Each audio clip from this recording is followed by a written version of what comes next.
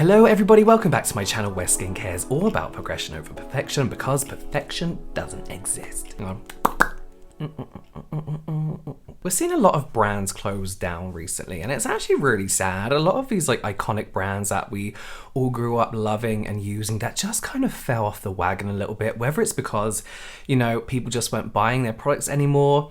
The pandemic kind of really hit everyone in different ways, and a lot of businesses really hard. There are some brands who are still around today that I feel might be going in the same direction. This is in no way wishful thinking or hoping anything upon these brands. But these are brands that I think if they don't do something to try and turn around their brand image soon, their products, their type of products, then I think they might be in trouble. Again, this is all speculative and only really my opinion. Counter argue in the comments, let me know what you think. The first brand that I think may be running into more difficulty than it's already been in is Glossier. There's a fair few reasons I believe Glossier are in trouble as a brand, and I've discussed this before in the past. So let's kind of go through them in no particular order. The first one, they're out of style, out of date, a little bit out of touch as well. Well, a lot out of touch in some aspects. I personally feel like this brand was built around the millennial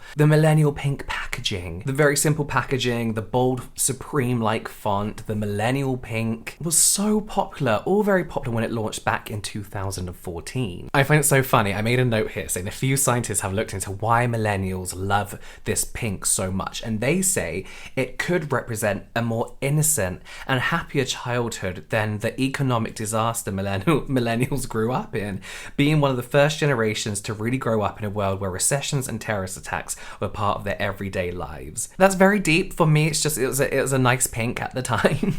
It wasn't hot pink, it wasn't pastel, it was a nice in-between, but okay. I was 25 when this launched. I feel like I'm towards the middle, lower end of millennials. Since then, Tumblr's turned into shit, trends have moved on, so has the skincare space. Massively.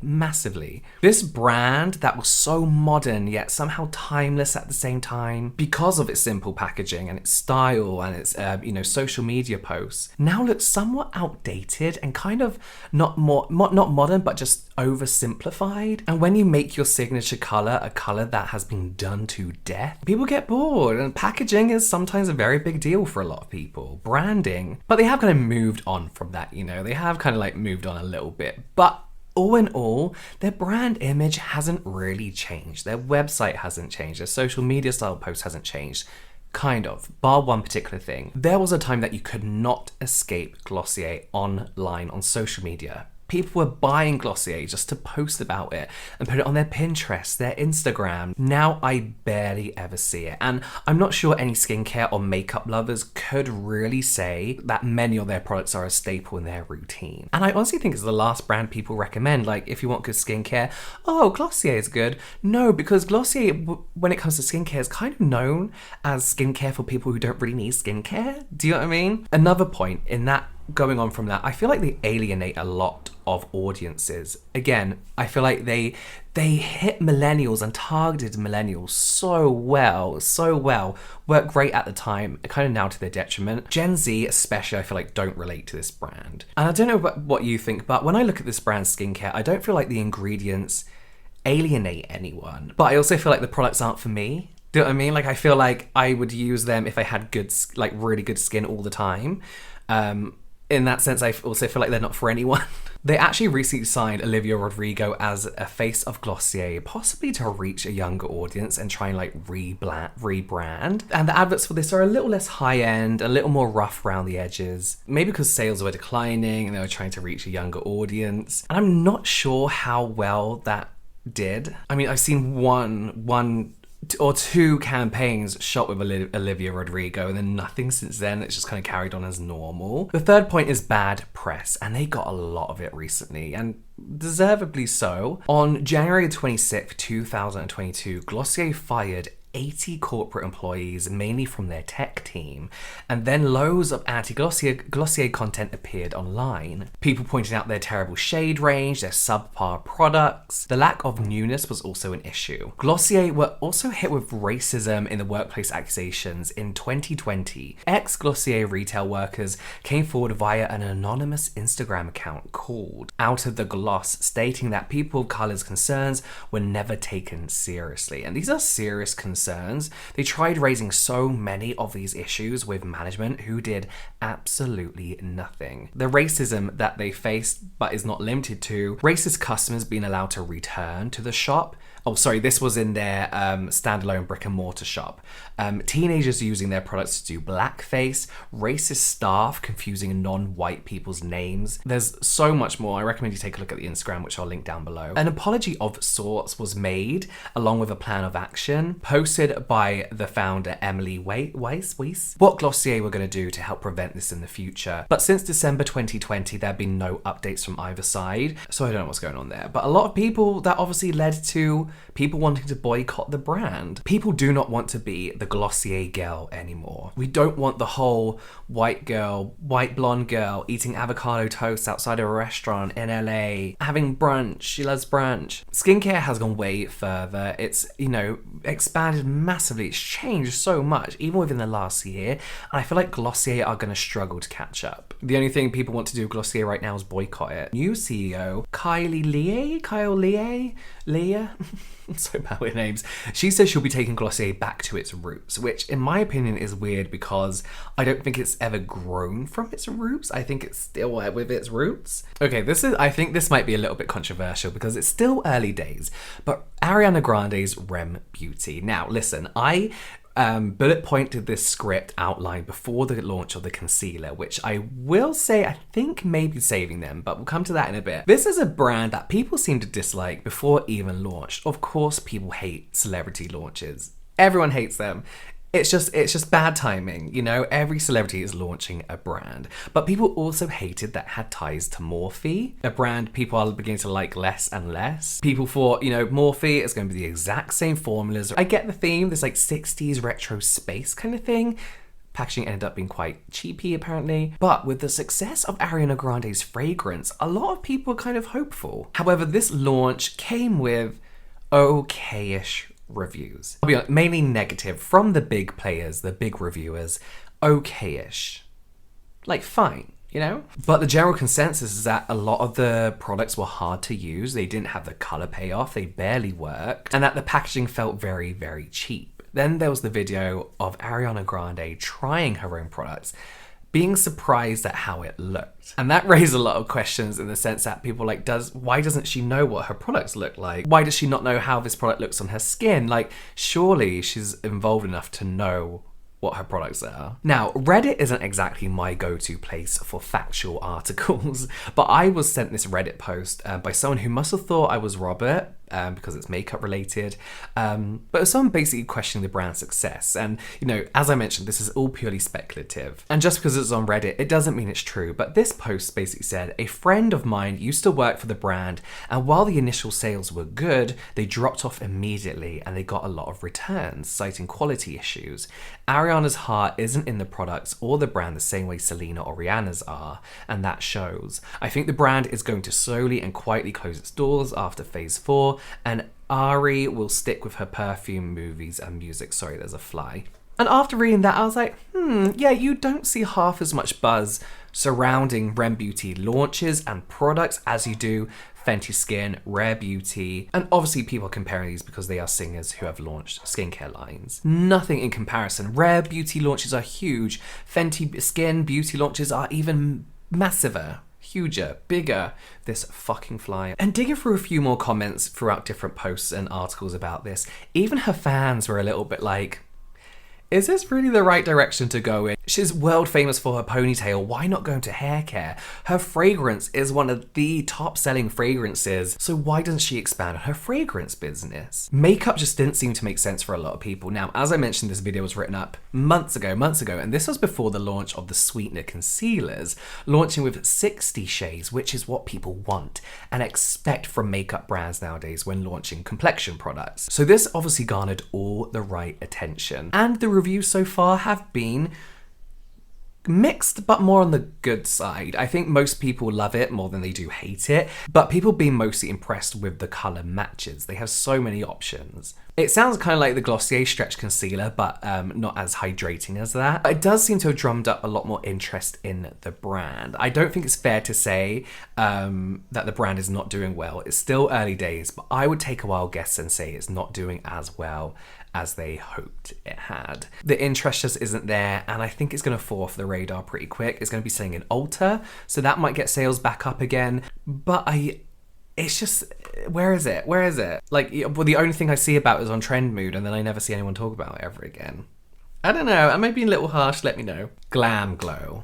Do you remember Glam Glow? They're still around. If you use Glam Glow to this day, let me know in the comments, but I do not know anyone who uses Glam Glow anymore. I haven't seen anyone review or use this product for years. I don't consume a lot of beauty content outside of work, but when I'm working, it's all I consume. For the last 5 years, the last 3 years in particular, TikTok, YouTube, Instagram, I have not seen Glam Glow anywhere. I actually forgot it existed until I got a DM showing me a screenshot from the website basically saying they will no longer be selling online in the UK and Ireland from the 29th of September 2022, stating that an accumulation of challenges has sadly led to the incredibly difficult decision.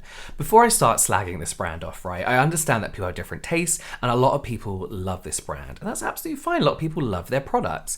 Second of all, I think the pandemic hit a lot of brands so hard, and this may have been the case for Glam Glow, and I have sympathy for anyone who, the pandemic turned everybody's world upside down. So, however, I think that had the pandemic not happened, I still think that Glam Glow probably would be in a similar position. I think they fell off before the pandemic. This brand, if we're being honest, is pretty outdated. From their packaging to their names and the types of products. I feel like the products are stuck in the early 2000s where, if it was stinging, it was working. Like, I know their masks as the one that stings, the one that dries me out, the peel-off mask that gets stuck to my face and does nothing, the toner that feels like a powder somehow, I don't really know their products as anything soothing, calming, repairing, barrier repairing, like what a lot of people are after in the last 2 years and going forward. And despite them actually launching some more updated skincare type products, treatments, setting sprays, and even a primer, I do feel like it's kind of too little too late. Even went back when they launched,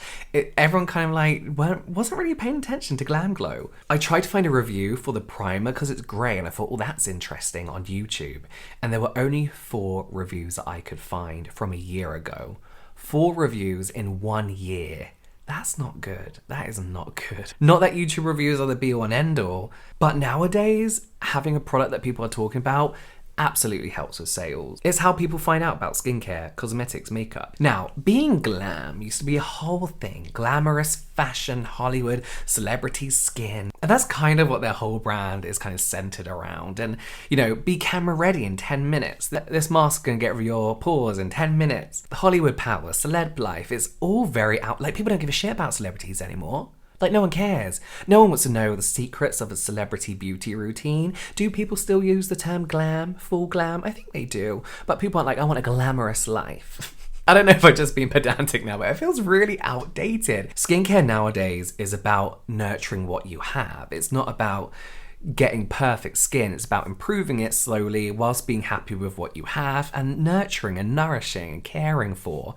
And the result just happens to be nicer skin. I don't think people are after a mask that claims to make massive improvements in 10 minutes. I don't think people want that Hollywood celebrity life. I don't think people care about celebrity Hollywood secrets to perfect skin. It seems all very outdated. My brother always reminds me that they used to have this whole sexy thing as well. Like, you order something and then you get emails saying like your sexy order's on its way. Not like that, but it was all very sexual for no reason, which I don't mind, but it was just very oddly placed. It's very, very strange. Long story short, I think this brand is outdated. I think their skincare philosophy is 10 years behind, really, when you think about it. And I think that this is just not the kind of brand people are after nowadays. Whether we know it or not, a lot of people look at brands and they want to know who they are as a person, right? If that brand was a person, would I hang out with them? Do I agree with their ethics? Do I, like what they're going to do for me if I hang out with them, kind of thing? And this is like your this is like celeb wannabe auditions for reality TV, bad extensions, like high school friend. That no one cares about. Too harsh, let's move on. Finally, let's end on Mario Badescu, and I'm not gonna go on and on about this one because I think we all know why this brand is probably in trouble. No one likes no, people do like Mario Badescu, but what their products remind me of is like the perfumes and sprays that I used to make as a kid. I put like petals and mud and mix it with water and sand and pretend it's a perfume. That's what their products remind me of. Now, I was gonna make a whole When Beauty Turns Ugly kind of video about this that is sitting in my drafts. I got the lawsuit, all that kind of stuff, but there are so many good videos about this. I don't think we need to rehash it over and over, but we do. This is a brand that snuck steroids into their creams. A lot of people had a lot of issues with their skin, even their eyes, things like that. And who wants to buy anything from a brand you can't trust? Who you can't trust? I wouldn't put it past them to do it again. Do you know what I mean? Like, it's very, something that's physically gonna harm your customers' health is terrifying. Now, they have come out with some new skincare. I think the internet got to them. I've always called their skincare colourful scented water, and it kind of still is. They're coming out with a few more fragrance-free kind of things, and, kind of updating more than just their creams and sprays and all that kind of stuff. But really, I think it's too little too late. Again, I don't think people really trust this brand at all. I don't think, their history with okay-ish products is enough to kind of be like, oh, you drum up interest for new stuff. You know what I mean? And honestly, they're just like St. Ives and Mario Badescu are kind of the butt of the joke when it comes to like the skincare community and what people really, really like. There is definitely a certain demographic for this, that clean beauty, natural kind of demographic, but it's just the trust issues. They did ask to work with me and I did say no, because no. And I presume it was for this new launch. Actually, was it to work with me or just send me product? Either way, I said no. I wasn't interested. I just didn't care. And I test a load of shit, Do I think it's the end of Mario Badescu? Eventually. It's one of those brands that I feel like, again, it's too little too late. As I mentioned, this is a conversation. Let me know if I'm just bullshitting in the comments below. Let me know what you think of these brands as well in the comments down below. You can watch some more product reviews here, some general light entertainment here, and I'll see you over there.